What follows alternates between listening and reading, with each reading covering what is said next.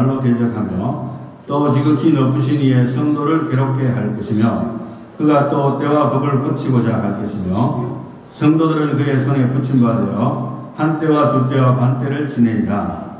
그러나 심판이 시작되면 그는 권세를 빼앗기고 완전히 멸망할 것이요 나라와 권세와 온 천하 나라들의 위세가 지극히 높으신 이의 거룩한 백성에게 붙임바 되리니 그의 나라는 영원한 나라이라. 모든 권세 있는 자들이 다 그를 섬기며 복종하리라. 그 말이 이에 끝인지라. 나 다니엘은 중심에 범인하였으며 내 얼굴빛이 변하였으나 내가 이 일을 마음에 간직하였느니라. 아멘. 먼저 첫 번째 그림을 보시면요. 왼쪽에 있는 조그마한 그림은 지금 오늘날의 지도입니다. 오늘날의 지도. 사우디아라비아, 이라크, 이란, 시리아, 터키, 이집트 이렇게 보이죠. 그 밑에 사우디아라비아 밑에 조그맣게 예멘, 오만 이렇게 적혀 있습니다. 그리고 사실은 거기 이라크 옆에 조르단이 있고 시리아 있고 그 위에 이스라엘이 있는데요. 눈에 보이지 않을 정도로 작은 나라가 되죠. 하여간 그 지도를 보면서 오른쪽의 지도 밑에 큰 지도를 보면 그 다니엘 시대 때의 지도입니다. 그때 당시에 지도인데 여기 보면 바벨론이 동그라미 해놨고 그린 컬러가 보이고 그 오른쪽에 동쪽으로 메대가 있고요. 그 다음 메대 밑으로는 페르시아가 있습니다. 그리고 그 위로는 아시리아 이렇게 되어 있죠. 그래서 예루살렘은 왼쪽에 동그랗게 조금 쳐놨는데 옐로우로 좀 작게 표시가 되어 있습니다. 그래서 위치적으로 그렇게 되어 있고 실제로는 이제 이란이 그때 당시로 페르시아 그리고 그 위쪽으로 이란 위쪽으로 메대가 위치해 있었고 그 다음에 바벨론이 말하자면 이라크라 생각하시면 됩니다. 거기 큰 지도에 잘 안 보이시겠지만 유프라테스 티그리스 강이 흐르고 있고 거기가 이라크거든요. 제가 이라크에 1년 3개월 있었어요. 미국 군인으로서. 그래서 그쪽에서 지도 보고 돌아다니는 것도 아니지만 어찌됐든 거기서 근무를 했었습니다. 1년하고 3개월 정도. 그 기억이 나네요. 자, 다음 슬라이드 가면 지난번에 이제 그 역사적인 흐름에 대해서 우리가 보면서 바벨론 포로에 대해서 이야기하려면 유다 나라가 멸망하는 걸 봐야 되잖아요. 다음 글에 보면 이제 시기에 따라서 보면 김긴 시드기야 지난번에 이야기했죠. 유다 왕의 제일 마지막 세 왕의 이름은 기억날 겁니다. 김긴 시드기야, 여호야김, 그리고 시드기야 이렇게 외울 수 있었는데요.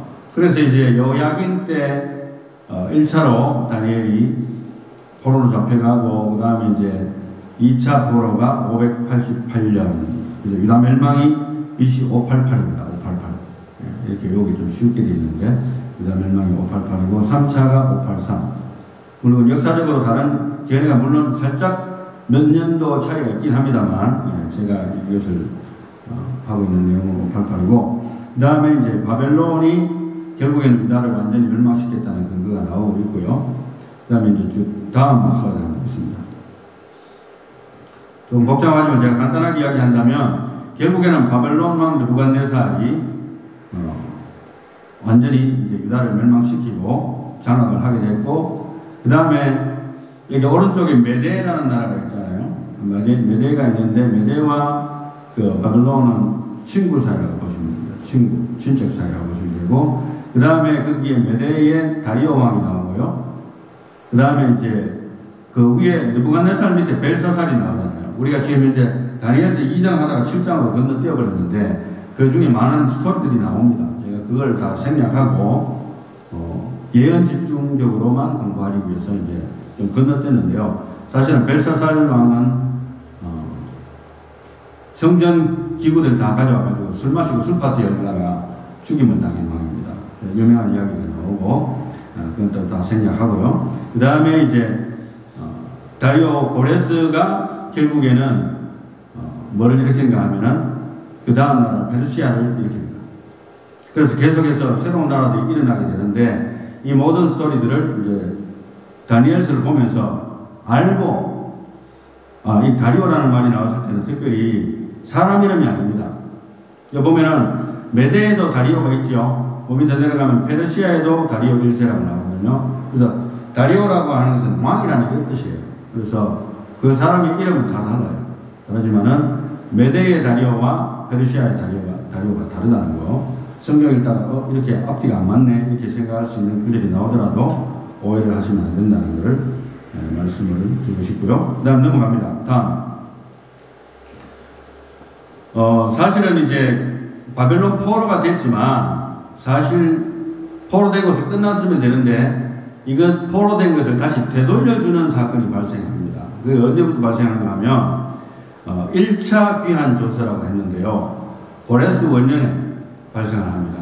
하나님께서 믿지 않는 자들을 통해 가지고 믿는 자들을 전부 포로로 다 끌어가고 종살도 시켰지만 또 반대로 믿는 자들의 해방을 믿는 자들이 구테타 하고 전쟁을 일으키고 뭐 해방운동을 일으켜서 이렇게 해가지고 뭐 잘 돼가지고 잘 풀려가지고 이렇게 이동했는 게 아니고 참 재미있게도 물론 백성들이 기도했겠죠. 당연히. 그렇지만은 특별히 하나님께서는 안 믿는 백성의 왕을 통해서 하나님의 명령을 전달해가지고 고레스 왕의 칙령으로 1차 귀환을 합니다. 예루살렘으로 돌아가라. 성전 재건하고 예루살렘 재건하라. 그 다음에 BC 551년입니다. 그때가. 근데 그 다음에 이제 2차는 좀 시간이 지납니다. 2차로는 포로 귀환이 에스라 때 일어나고요. 그 다음에 3차는 에스라 때는 515잖아요. 그래서 551과 515 굉장히 갭이 좀 컸어요. 컸고 그 다음에 3차와 2차는 조금 짧습니다. 502년 BC 502년 느헤미야 때 3차 포로 귀환이 일어납니다. 그렇게 하면서 왕국이 바뀌어버리죠. 바벨론이 멸망하고 그 다음에 페르시아가 장악을 하게 됩니다.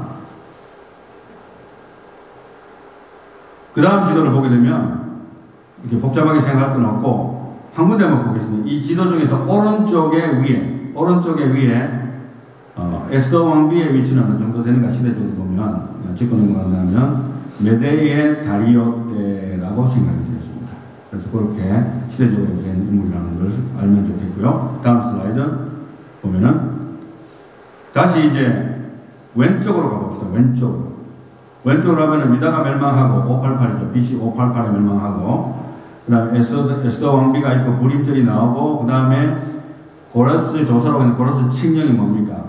니네들 너네 나라로 돌아가서 이제 재건해라 예루살렘을. 이런 황송한 일이 어디 있습니까? 지배국의 왕이 명령을 한 거예요.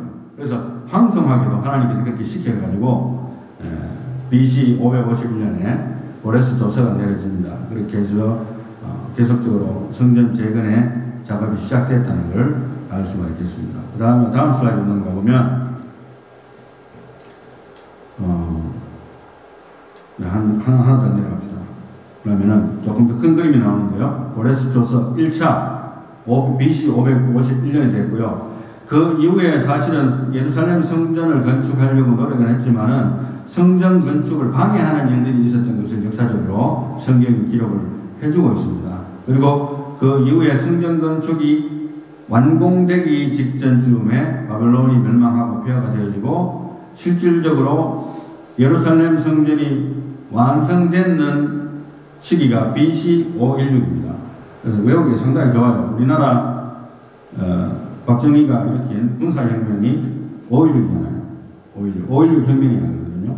그래서 예루살렘 성전이 다시 재건된 것이, 완성된 것이 언젠가, 그것이 바로 BC 5.16입니다. BC, AD가 아니고 BC 5.16입니다. 그래서 외우기 좀 상당히 좋은데, 그런 연도를 알고 계시면 좋겠고요. 그 다음에 넘어가면, 이제 고레스 조서 1차 읽고 나서, 그 다음에 이제 BC 516에 성전이 완공됐잖아요.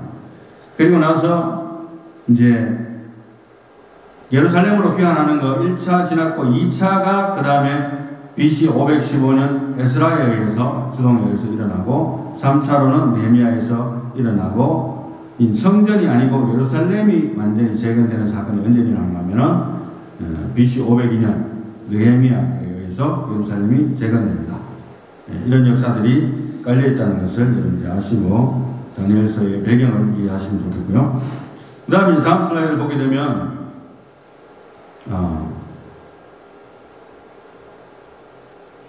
다음 슬라이드는 계속 반복되니까 넘어가겠습니다. 다니엘서 7장 본문 말씀 배경되는 것을 바로 읽으면서 간단하게 설명하고 결론을 내리기로 합니다. 다니엘서 7장 1절. 다니엘서 7장 1절입니다. 바벨론 벨사살 왕 원년에 다니엘이 그의 침상에서 꿈을 꾸며 머릿속으로 환상을 받고 그 꿈을 기록하며 그 일의 대략을 진술하니라. 다니엘이 진술하여 이르되 내가 밤에 환상을 보았는데 하늘에 네 바람이 큰 바다로 몰려 불더니. 그래서 벨사살 원년 아시겠죠? 벨사살. 아까 전에 성전 기구를 갖다가 가져와가지고 술 파티 열다가 죽은 사람. 벨사살이죠. 그때에 다니엘이 원년에 본 환상을 이야기하는 거예요. 그래서 네 바람이 큰 바다로 몰려 불더니 3절에 큰 짐승 넷이 바다에서 나왔는데 그 모양이 각각 다르더라. 첫째는 사자와 같은데 독수리의 날개가 있더니 내가 보는 중에 날개가 뽑혔고 또 땅에서 들려서 사람처럼 두 발로 서게 함을 받았으며 또 사람의 마음을 받았더라. 또 보니 다른 짐승 곧 둘째는 곰과 같은데 그것이 몸 한쪽을 들었고 그 입의 이 사이에는 새 갈빗대가 물렸는데 그것에게 말하는 자들이 있어 이르기를 일어나서 많은 고기를 먹으라 하였더라.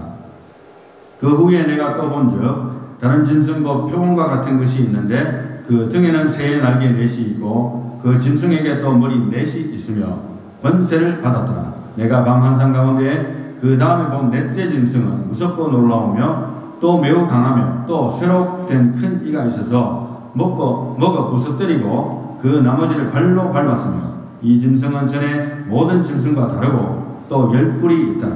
내가 그 뿔을 열심히 보는 중에 다른 작은 뿔이 그 사이에서 나더니 첫 번째 뿔 중에 셋이 그 앞에서 뿌리까지 뽑혔으며 이 작은 뿔에는 사람의 눈 같은 눈들이 있고 또 입이 있어 큰 말을 하였더라. 다음에 그림에 보면 환상의 그림이 대충 이렇습니다. 뭐 똑같이 우리가 그랬다고 볼 수는 없지만 상상해서 그린 그림을 본다면 이제 이런 그림들이 나옵니다. 보시죠. 자, 그 다음에 9절에서 10절을 생략하고 11절을 봅니다. 그때 내가 작은 뿔이 말하는 큰 소리를 말미암아 주목하여 보는 사이에 짐승이 죽임을 당하고 그의 시체가 상한 바 되어 타오르는 불에 던져졌으며 그 남은 짐승들은 그의 권세를 빼앗겼으나 그 생명은 보존되어 정한 시기가 이르기를 기다리게 되었더라. 내가 또 밤 환상 중에 보니 인자 같은 이가 하늘 구름을 타고 와서 옛적부터 항상 계신 이에게 나아가 그 앞으로 인도되며 그에게 권세와 영광과 나라를 주고 모든 백성과 나라들과 다른 언어를 말하는 모든 자들이 그를 섬기게 하였으니 그의 권세는 소멸되지 아니하는 영원한 권세요 그의 나라는 멸망하지 아니할 것이니라. 아멘. 이는 하나님의 권세입니다. 하나님의 나라가 영원하다는 것을 이야기를 해주고 있습니다. 15절. 나 다니엘이 중심에 근심하며 내 머릿속에 환상이 나를 고민하게 한지라 내가 그 곁에 모셔선 자들 중에 하나에게 나아가서 이 모든 일의 진상을 물으매 그가 내게 말하여 그 일의 해석을 알려주며 이르되 그 내 큰 짐승은 세상에 일어날 내 왕이라. 내 왕이라는 것은 내 왕국을 의미한다고 생각하시면 됩니다. 지극히 높으신 이의 성도들이 나라를 얻으리니 그 누림이 영원하고 영원하고 영원하리라. 이에 내가 넷째 짐승에 관하여 확실히 알고자 하였으니 곧 그것은 모든 짐승과 달라서 심히 무섭더라. 그 이는 쇠요 그 발톱은 노시니 먹고 부서뜨리고 나머지는 발로 밟았으며 또 그것의 머리에는 10뿔이 있고 그 외에 또 다른 뿔이 나오매 세 뿔이 그 앞에서 빠졌으며 그 뿔에는 눈도 있고 큰 말을 하는 입도 있고 그 모양이 그의 동료보다 커 보이더라. 굉장히 무섭게 생기고 강하게 된 이미지가 마지막 짐승입니다. 넷째 짐승. 23절에 모신자가 이처럼 이르되 넷째 짐승은 곧 땅의 넷째 나라인데 이는 다른 나라들과는 달라서 온 천하를 삼키고 밟아 부서뜨릴 것이며 그 10뿔은 그 나라에서 일어날 멸왕이요 그 후에 또 하나가 일어나리니 그는 먼저 있던 자들과 다르고 또 새 왕을 복종시킬 것이며 그가 장차 지극히 높으신 이를 말로 대적하며 또 지극히 높으신 이의 성도를 괴롭게 할 것이며 그가 또 때와 법을 고치고자 할 것이며 성도들은 그의 손에 붙임받아 한 때와 두 때와 반 때를 지내리라. 3년 반을 말합니다. 26절 27절. 그러나 심판이 시작되면 그는 권세를 빼앗기고 완전히 멸망할 것이요 나라와 권세와 온 천하 나라들의 위세가 지극히 높으신 이의 거룩한 백성에게 붙임받으리니 그의 나라는 영원한 나라이라. 모든 권세 있는 자들이 다 그를 섬기며 복종하리라. 넷째 짐승이 온 다음에 심판이 있고, 심판이 온 다음에 이제 하나님 나라가 완전히 쓰는 거예요. 그때 이후로는 이 지구가 다 이제 없는 거죠. 지금 이 세상 나라가 없는 거예요. 마지막으로 이야기하고 있고, 여러분들 이제 다음 그림을 보시면 뭔가 생각날 겁니다. 뭐가 생각나십니까? 왼쪽 그림 보면 다니엘서 2장입니다. 다니엘서 2장, 지난주일날 했던 겁니다. 다니엘서 2장에 신상, 거대한 Great Image 신상이 다니엘서 2장 지난 시간에 했었는데요. 머리는 금이고, 그 다음에 가슴은 은이고, 그 다음에 허리 부분에는 동이고, 그 다음에 다리는 철이고, 그냥 발은 철과 진흙이다 이렇게 되어 있잖아요. 근데 그리고 이제 다니엘서 7장에 나타난 것을 다니엘서 2장과 동일한 내용의 계시라고 봅니다. 왜 그렇게 보는지는 저도 많이 연구를 해봐야 되는 입장이라서 일단은 기존의 해석을 일단 따라서 한번 해보겠습니다. 그래서 그 짐승들이 나오잖아요. 사자, 곰, 표범, 사나운 짐승이 나오는데 여기 보면 제일 위에는 바벨론이고, 그 다음에 바사, 페르시아, 곰은, 그리고 표범은 헬라, 그리스고, 사나운 짐승은 로마, 이렇게 해석이 됩니다. 그리고 이제 작은 뿔들이 난 것은 분열된 왕국이다, 이렇게 되는데요. 특별히 재밌는 것은 이제 뿔이 10개가 있었는데, 그 10개 중에 한 뿔이 나오는데, 거기서 작은 뿔이 나오면서 뿔 3개를 갖다가 제거를 시켜버려요. 시키고, 결국에는 7개만 남게 되는 희한한 모습을 보여주고 있습니다. 그리고 이제 마지막에 그리스도의 왕국에 대한 심판 역시 나타나고 있기 때문에 이 대칭 구조로서 이 2장과 7장이 동일한 내용을 이야기해 주고 있지 않는가, 이렇게 많은 학자들이 해석을 하고 있습니다. 자, 그리고 이제 다음 도표를 보면 작은 뿔, 다니엘서에 나오는 작은 뿔과 첫 번째 짐승의 계시록이 나오는 내용에 굉장히 흡사한 것을 볼 수가 있어요. 보면 다니엘서 7장 25절에 그가 장차 말로 지극히 높은 산을 대적하며, 계시록 13장 6절에는 짐승이 입을 벌려 하나님을 향하여 회방하되, 그리고 다니엘서 7장 21절에 이 뿔이 성도들로 더불어 싸워 이기었더니, 계시록 13장 7절에 또 권세를 받아 성도들과 싸워 이기게 되고, 그리고 7장 8절에 다니엘서 큰 말 하나는 입이 있다 했고, 그리고 계시록에서 짐승이 큰 말과 참남된 말을 하는 입을 받고, 그 다음 이제 다니엘서 7장 25절에 한 때와 두 때와 반 때라고 했잖아요. 3년 반입니다. 3년 반인데 계시록 13장 5절에도 42달 일할 권세를 받습니다. 3년 반을 달수로 나누면 3년이 36개월이고 여기서 반년 6개월이니까 42개월이죠. 42달 이렇게 됩니다. 그래서 굉장히 비슷한 내용을 이야기하고 있는 대칭이 되고 있다. 그래서 많은 분들이 계시록을 해석할 때 다니엘서를 참고로 합니다. 근데 이제 사실은 다음 슬라이드에는 제가 에베렛 카버가 쓴 종말론 대백과에 나오는 구절을 그대로 따왔는데요. 한번 읽어보겠습니다. 다니엘은 로마 제국이 10개로 분열될 것이라는 사실을 암시하고 있는데, 중세시대의 역사를 살펴보면 거의 모두가 로마 제국이 실제로 여러 부분으로 분열됐다는 사실을 지적한다. 유럽의 지도가 언제나 변하고 있다는 단순한 이유 때문에 어느 시대의 분별을 다니엘이 말하는 10개로 분별로 볼 것인가에 대해서는 약간의 문제가 있을 수 있다. 그러나 주 476년에 로마 제국이 해체된 이후에 로마 제국이 10개로 분열된 적이 있었다는 것은 부인할 수 없는 사실이다. 기록이 되어 있어요. 역사적인 사실이 증명해주고 있는데, 다음 슬라이드 보게 되면 로마가 얼마나 많은 나라로 10개로 나누어졌는지 이미 이름이 나오잖아요. 앵글로색슨, 프랑크, 알레마니, 부르근드, 롬바르드, 서고트, 스웨비, 동고트, 반달, 헤들리, 이렇게 해서 10개로 나눠집니다. 그런데 다음 슬라이드 보게 되면 이 10개 중에서 3개가 멸망을 한다. 제 밑에 3개가 동고트, 반달, 헤들리가 멸망을 해요. 7개만 남잖아요. 역사적으로. 그래서 마지막 짐승을 로마했고, 로마가 그렇게 갈리게 됐다. 거기서부터 갈리게 된 분열왕국이 시작됐다는 것으로 해석을 하고 있습니다. 그리고 이제 다음 슬라이드에는 간단하게 이야기하면 작은 뿔의 신원을 밝히는 8가지 특징들이 나오는데요. 이것을 다 읽지는 않겠습니다. 이 특징들을 제가 이미 성경을 읽었기 때문에 읽지는 않고 이 특징들을 가지고 있는 것이 누군가 하는 것을 이제 밝혀내려고 많은 학자들이 공부를 하잖아요. 그런데 이제 보면 다음 슬라이드 보게 되면 아마도 로마 교회 곧 바티칸의 교황권이 바로 그 실체가 아니겠는가. 그래서 그 특징들을 하나하나 살펴보면서 다니엘서 7장 24절에서 25절을 비추면서 우리가 한 번 더 로마 교황권에 대한 것을 좀 집중적으로 생각해보는 시간은 다음 시간에 제가 가지도록 하겠습니다. 오늘은 시간이 너무 많이 가기 때문에 거기에 대해서 구체적으로 다루지 않겠습니다. 이미 결론적으로 제가 사실 이야기했습니다만 조금 더 꼼꼼하게 다음 시간에 한 번 더 살펴보고 그 다음 단계로 넘어가도록 하겠습니다. 이제 28절입니다. 28절 제가 읽겠습니다. 그 말이 이에 그친지라 나 다니엘은 중심에 번민하였으며 내 얼굴빛이 변하였으나 내가 이 일을 마음에 간직하였느니라. At this point the revelation ended. 이 계시가 끝났다는 거예요.